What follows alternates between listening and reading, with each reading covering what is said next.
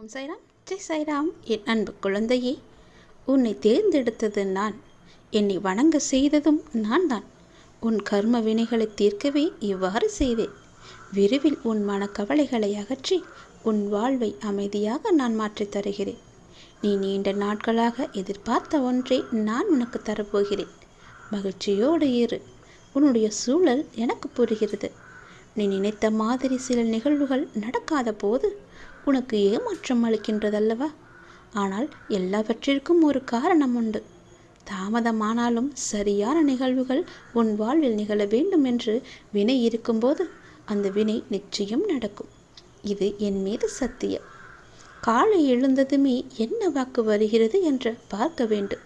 ஏனென்றால் மனம் எதையோ பறிகொடுத்தது போல் உள்ளது என்று உன் உள் மனதில் சில கவலைகளுடன் நேற்று உறங்கி போனாய் அல்லவா? ஒவ்வொரு காலகட்டத்திற்கும் என்ன